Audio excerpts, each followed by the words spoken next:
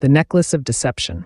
She was one of those beautiful and charming girls, born by a twist of fate into a family of clerks. She had no dowry, no prospects, no means of being known, understood, loved, or married by a wealthy and distinguished man. So she accepted her lot, marrying a small civil servant from the Department of Public Instruction. She was simple, unable to adorn herself, yet miserable like a woman fallen from a higher class. For women, there is no caste or race. Beauty, grace, and charm serve as their birthright. Their innate elegance and adaptability make daughters of humble families equal to the highest-born ladies.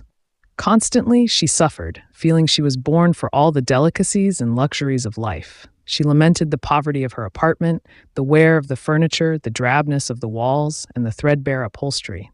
Things another woman of her status might not have even noticed tormented and angered her. The sight of her modest maid doing the housework stirred in her a deep regret and wild dreams. She imagined grand salons draped in silks, lit by bronze chandeliers, with valets in short breeches dozing by the hearth.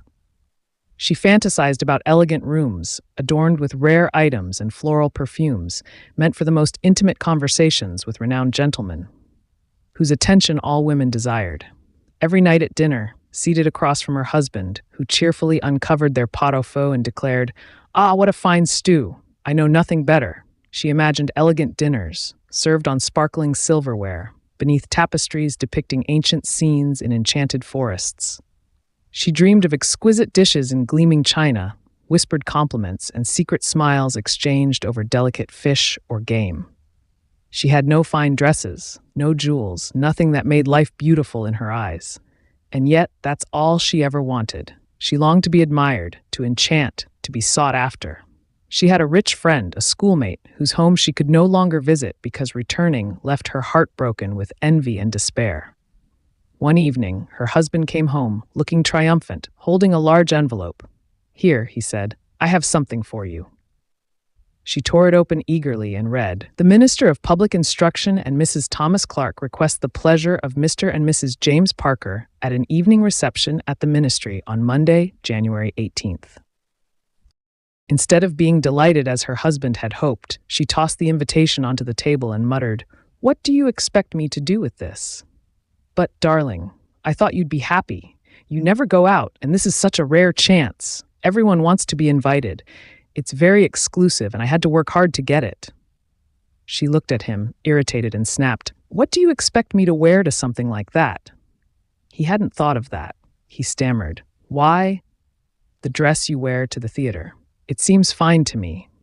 He fell silent as he noticed her tears. 2 large drops rolled down her cheeks. He stammered, "What's the matter?" She composed herself and replied calmly, "Nothing. It's just that I don't have anything to wear, so I can't go to this party. Give the invitation to someone else, someone whose wife is better dressed." He was devastated. "Mathilda, how much would a proper dress cost? Something simple that you could use for other occasions as well?" She thought for a moment, calculating, and finally responded, hesitating, "I don't know exactly, but I think with $400 I could manage." His face paled, as he had been saving just that amount to buy a new rifle for hunting in the summer with his friends. But he said, "All right, I'll give you the 400. Get yourself a nice dress." The day of the event drew near, and Mrs. Parker seemed sad and worried. Though her dress was ready, she told her husband, "It bothers me not to have a single jewel, nothing to wear. I'll look so poor." "I'd rather not go at all." He suggested, "How about wearing flowers, fresh ones? They're fashionable, and for $10 you can have some beautiful roses." She wasn't convinced. No, nothing is more humiliating than looking poor among wealthy women. Her husband then had an idea. "Why not ask your friend, Mrs. Hamilton, to lend you some jewelry? You know her well enough." She lit up. "You're right, I hadn't thought of that." The next day, she visited her friend and explained her predicament. Mrs. Hamilton brought out a large box of jewelry and told her to choose. She tried on bracelets, a pearl necklace, and a Venetian cross. She hesitated, unsure of what to take, until she found, in a black satin box, a magnificent diamond necklace.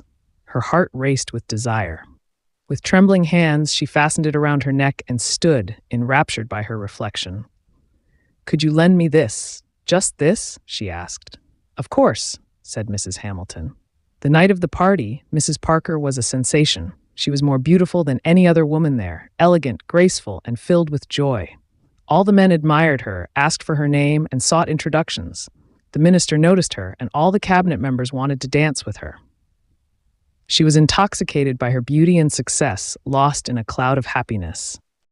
They left the party around 4 in the morning. Her husband, who had been napping in a small side room since midnight, threw her coat over her shoulders. The plain coat clashed with her ball gown, and she felt ashamed. She hurried down the stairs to avoid being seen by the other women, who were wrapped in luxurious furs. Once outside, they couldn't find a cab and had to walk in the cold. After searching for a while, they finally found an old carriage and returned home. As they entered their apartment, she stood in front of the mirror, eager to relive her moment of glory. But suddenly she let out a cry. The necklace was gone. Her husband, already half undressed, asked, "What's wrong?" "I've lost the necklace," she exclaimed. They searched everywhere but couldn't find it. Her husband retraced their steps from the ball to their home, but there was no sign of it. He reported it to the police and advertised a reward, but nothing turned up. Eventually, they decided they had no choice but to replace the necklace. After visiting several jewelers, they found one at a shop for $36,000. Her husband borrowed money from everyone he could, signed ruinous loans, and committed himself to years of debt. They bought the replacement and returned it to Mrs. Hamilton, who never opened the box. From that day on, their lives changed. Mrs. Parker did all the housework, fired their maid, and they moved to a small attic apartment. She became hardened, roughened by years of toil. Her husband took on extra jobs to repay the loans. They lived like this for 10 years until they had finally paid off every debt. One day, while walking in the park, Mrs. Parker ran into Mrs. Hamilton, still young and beautiful. Overwhelmed by emotion, she approached her old friend and confessed everything: how she had lost the necklace and replaced it, and how it had taken them 10 years to pay for it. Mrs. Hamilton was stunned. "Oh, my poor Mathilda, but my necklace was fake. It was worth only $500. Thanks for watching. If you enjoyed, please consider subscribing to catch all our future videos. Your support means the world to us. See you soon, and thanks again.